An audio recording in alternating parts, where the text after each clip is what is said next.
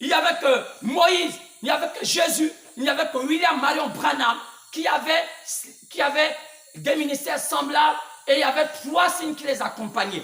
Peut-être que vous allez dire que c'est faux parce que vous ne croyez pas dans l'incrédulité. On peut lire dans la parole pour voir les signes qui les accompagnaient. Oui, bien aimé. Oui, regardez bien. Regardez bien.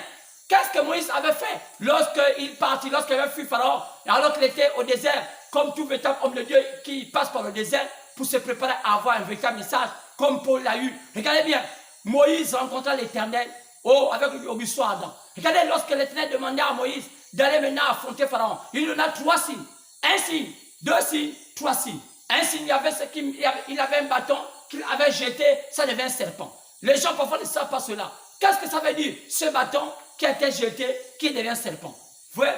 Dans l'histoire de la mythologie, lorsqu'on parlait du serpent, pourquoi Pharaon le connaissait? C'était un type du prêtre, c'était un type de celui qui était le prêcheur, c'était celui qui avait le symbole du serpent. C'est pourquoi lorsqu'on regarde dans l'histoire des descendants de Caïn, passant par Nimrod, Kish son père, Nimrod, Kish, Nimrod, Sémiramis sa mère, alors remarquez bien, c'est cette famille qui fut les premiers pionniers, sinon à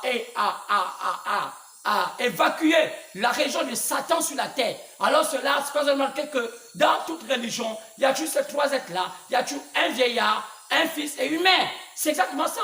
Et ils ont changé les noms. Et l'autre s'appelle aujourd'hui Hermès, et l'autre s'appelle aujourd'hui Isis, l'autre s'appelle aujourd'hui Osiris. C'est exactement Osiris qui est le fils, Isis qui est la mère, et on peut aussi l'appeler Ra. Il n'y a rien.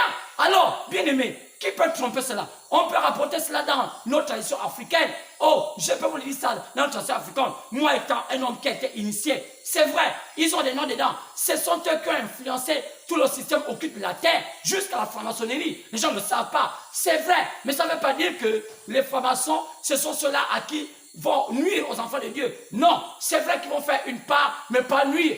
Car le diable va utiliser un système qui serait un système religieux. Alors aujourd'hui, on voit, c'est dans l'Apôtre chapitre 17, cette ville qui est construite sur les 7 montagnes, qui est le système qu'on appelle Vatican, où ils ont un homme qu'on appelle le vicaire, qui veut dire remplaçant du Fils de Dieu.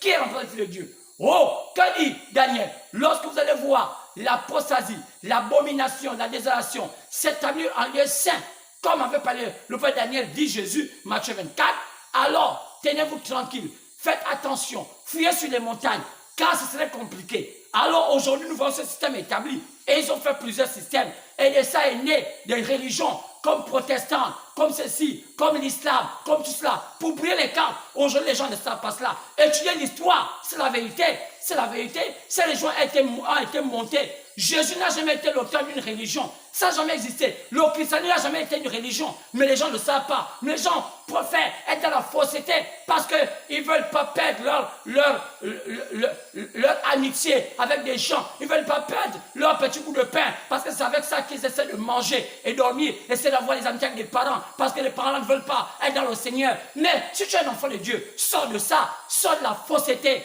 Un jour, tu vas regretter, parce que ça veut dire que celui qui va avoir honte de moi sur la terre, je le honte de lui au ciel. C'est la vérité. Lève-toi et dis, je ne veux plus être dans ce faux système. Je veux servir l'Éternel de tout mon cœur, parce que je ne sais pas combien de temps tu restes à vivre. C'est vrai, je ne te fais pas peur, mais tu seras surpris par le lion de la mort. Oui, bien-aimé. C'est pourquoi Moïse fut l'un des premiers hommes. Regardez bien, on dit, parmi les premiers signes qui l'accompagnaient, c'était que lorsqu'il avait ce pouvoir, il avait le bâton qu'il avait jeté, qui était serpent, qui typifiait la prêtrise, ça veut dire qu'il était voyant, comme Kish, qui était le père de Nimrod. Il avait aussi le symbole d'être voyant, il était le prêtre, c'est ça. C'est pourquoi quand vous regardez dans cette femme qui avait le python là, elle aussi, elle avait le don de voir. C'est pourquoi quand on voit beaucoup de gens dire, oh, l'esprit de python, c'est l'esprit de vouloir nager dans l'eau. Mais frère, quand vous ne connaissez pas la parole, taisez-vous, laissez les gens qui connaissent. C'est le temps où il faut laisser les gens qui connaissent prêcher. Pas n'importe quoi. Alors c'est vrai. C'est pourquoi. Alors, comment on appelle Moïse a eu encore quoi? Il a eu encore l'autre type. C'était qu'on a dit de mettre la main dans le corps. Il a sorti, c'était la lèpre. Quoi c'est? Pourquoi la lèpre? Parce que la lèpre, en ce temps-là, c'était la maladie la plus évoluée en ce temps-là. Alors, il parle aussi de la guérison. Quand quelqu'un avait la lèpre, c'était la maladie la plus élevée. Donc, Moïse aussi allait avoir le pouvoir de guérir. Mais la chose la plus extraordinaire, Moïse avait aussi le pouvoir de créer. Alors, il créa les poux. Alors à ce moment-là, la Bible dit que les magiciens de Pharaon n'ont pas pu créer. Satan ne peut pas créer. Et Satan ne créera jamais. C'est pourquoi Satan, c'est un imitateur. Satan connaît seulement les principes, les véritables principes du fonctionnement des choses de la terre. Ce qu'on dit que c'est lui l'arbre, la connaissance du bien et du mal. Mais Satan ne peut jamais créer. La science ne peut jamais créer. La science se subordonne aux choses de la terre pour essayer d'inventer tout ce qui a été déjà prédit. C'est pourquoi c'est seulement une connaissance. Mais ça ne veut pas dire qu'il crée. La science ne créera rien. Elle sera à limiter à un certain niveau. Mais j'ai beaucoup d'admiration pour la science qui nous aide à parfois avoir quelques médicaments pour essayer d'atteindre notre foi, parce que nous avons tellement une foi morte, nous prenons des médicaments pour essayer de nous empoisonner un peu, pour essayer un peu de dormir, afin de retrouver la foi nécessaire pour trouver la guérison. Mais aucun médicament ne guérit. C'est que je l'estime pour les médecins, mais aucun médicament ne guérit, et les gens le savent. C'est la vérité. C'est pourquoi c'est la même chose que Moïse avait. Alors il y avait trois choses qui étaient en Moïse. Donc Jésus aussi l'avait. Il avait aussi cela. La guérison, le discernement, comme on voit qu'il parle à la femme samaritaine. Et enfin, il avait aussi l'ouverture, la plénitude de la parole et créer. Ça veut dire que Jésus créa même les yeux d'un homme qui était aveugle. Il créa les yeux. Il prit la boue, il pétrit, il mit la salive, il mit ça sur les yeux et les yeux s'ouvrirent. Quoi c'est? Jésus créa les yeux. Alors, c'est comme si William Branham a aussi ces trois choses. Oh, regardez, quel est l'homme au XXe siècle qui a eu un ministère tellement élevé? Demandez s'ils étaient encore vivants. Billy Graham, Oral Roberts, tous ces grands hommes de Dieu qui ont vu cet homme à l'œuvre. Pourquoi les gens qui se disent grands pasteurs, les gens attribuent choix à tous ces hommes, ou bien même parlons pas les Africains, tous ces histoires africaines, ce sont des copies collées de l'Europe. Parlons de ces blancs qui ont vu William Branham. Pourquoi ils ne viennent pas dire que c'est grâce à lui que l'évangile a pris encore la force au XXe siècle? Alors que l'homme blanc était dans les ténèbres, alors que l'homme blanc courait vers la technologie, lorsqu'ils ont vu ces dons surgir, ça donnait encore la joie.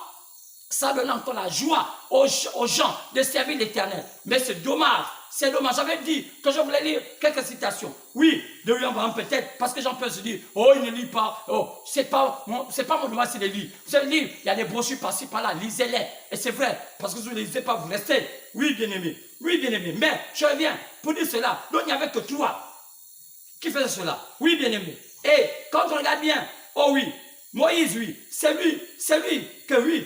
Oui, je vais dire, Moïse, c'est celui-là qu'on dit, il n'y avait que celui qui était pour l'eau, il n'y avait que celui qui était pour le sang, il n'y avait que celui qui était pour l'esprit. Ce qu'on a remarqué que Moïse, ce qui marqua beaucoup de son ministère, c'est qu'il avait traversé la mer Rouge à pied avec le peuple d'Israël. Il ouvrit cela. Ce qu'on dit qu'il a le ministère de l'eau. Oui, c'est par l'eau que ce ministère avait pris de l'ampleur. Et Jésus, qu'est-ce qui avait fait prendre l'ampleur du ministère de Jésus? N'oublions pas que le fait que Jésus était Dieu, mais il était aussi prophète. Et oui, effectivement, il était un prophète. C'est vrai, on l'appelait fils de l'homme. Quand l'homme veut dire prophète, mais qu'est-ce qui marqua l'histoire de son ministère? C'était le sang. Son sang coula pour le péché de l'humanité. C'est grâce à lui. C'est pourquoi Dieu l'a mis au milieu, parce que c'est le rôle le plus élevé, la fonction que Dieu allait faire. Aucun ne pouvait faire couler son sang à part le sang de Dieu lui-même. C'est pourquoi il n'y avait pas eu un sang de mélange. Ce n'était pas par rapport sexuel, comme disent les catholiques. Marie n'a jamais été la mère de Jésus. C'était un réceptacle que Dieu avait utilisé pour pouvoir faire naître son fils, lui-même né, le Dieu Tout-Puissant, né en chair, pour un but précis, pour faire couler son sang, pour que par son sang, nous ayons la vie. C'est pour que notre péché soit nettoyé. Oh, alors après, la troisième fonction joue un rôle de quoi? De l'esprit. C'est quoi Jésus le dit clairement. Il dit, le Saint-Esprit viendra. Mais qui est le Saint-Esprit? Ne confondez pas le don du Saint-Esprit. Ne confondez pas les paroles langues et tout ça. Ce sont les dons du Saint-Esprit. Mais parlons du Saint-Esprit lui-même. Oui, quand Jésus l'a dit, selon Jean chapitre 16, partant du verset 12, Jésus prévoit la venue du Saint-Esprit lui-même. Alors c'est vrai, alors ce serait une fonction. Il dit, quand vous allez blasphémer contre tout, selon Matthieu, vous allez blasphémer contre tout, contre Dieu, mais contre le Saint-Esprit, il ne vous serait jamais parlé, ni dans ce siècle, ni dans le siècle à venir. Pourquoi? Parce que le Saint-Esprit va être la dernière fonction que Dieu va utiliser pour éclairer la terre. Oui, mais qui a joué le rôle du Saint-Esprit? William Marion Branham. C'est vrai, remarquer son nom a une signification. Oui, en anglais, en français qui veut dire la volonté. Je crois, ceux qui parlent bien anglais. Et Branham, il y a H-A-M à la fin. Vous voyez, H-A-M fait dire père des nations. C'est pourquoi il est père de la foi des nations. Oui, alors, que voulait dire Marion? Marion veut dire le masculin de Marie. Parce que cette fois-ci, je ne devais pas naître dans une femme, il venait naître dans un homme. Pourquoi? Parce qu'il y a, oh, bien aimé, il y a tellement dit, le plan du salut. Il est là et vous le fouillez. Oh, je vais dire à ceux-là qui prennent le poste de William Branham, qui disent qu'ils sont les enfants de Dieu, alors qu'ils sont du diable. Ils créent beaucoup de doctrines. Oh, troisième Adam, oh, huitième messager, oh, ministère des bandes. Certes, William Branham parle du ministère des bandes. Il dit c'est lorsque nous sommes dans un endroit reculé, on peut faire lire des bandes. Mais je peux vous lire cela. Oui, bien aimé, je dis cela pour dire que c'est faux. C'est un esprit africain qui est en train de gangréner, alors qu'on montre les incompétences de plusieurs qui font quoi? Ils quittent leur pays. Gauche, comme on voit ici au Gabon, ils vont du quitte du Zaïre, qu'on appelle Congo démocratique, ils quittent du Nigeria, ils quittent du Bénin, de partout au Côte d'Ivoire. Ils ont compris que le Gabon est un pays vache à lait où on peut appâter un peuple qui n'a pas la compétence, la connaissance des choses de Dieu. Et c'est ce qu'ils font. Ils viennent ici, ils amadouillent ce peuple gabonais en les mentant que Dieu les a envoyés de libérer le Gabon. Comment un peuple peut libérer, comment les gens peuvent libérer le Gabon alors qu'ils n'ont pas pu libérer leur propre pays? Jusqu'à quand ce pays va dans les ténèbres? Et jusqu'à quand on voit? C'est pourquoi il y a des imposteurs comme ça. Et moi, je sens que le temps est venu, que ces imposteurs s'éloignent d'abord du Gabon. Ils peuvent venir après, parce que c'est le temps où le Gabon doit avoir un peu de lumière pour que le Gabon puisse se réjouir de ce Jésus réel. Comme il est descendu aux années 1984, oui, bien aimé, il était descendu, oh, ce jour-là, dans le Gabon, mais le Gabon n'a pas reconnu, ils l'ont rejeté. Mais comme il est resté au Gabon, oh, bien aimé, on reviendra peut-être mercredi, plutôt vendredi, Dieu voulant, parce que ce sur le dimanche, il y a un message merveilleux, mais pour ce message-là, oh, on peut peut-être encore faire phase 3, car il y a des bonnes choses à libérer, car il y a des bonnes choses à révéler, à nous retrouver vendredi, à la même heure, que Dieu vous bénisse, et avec moi, que Dieu vous bénisse. Merci beaucoup, merci beaucoup.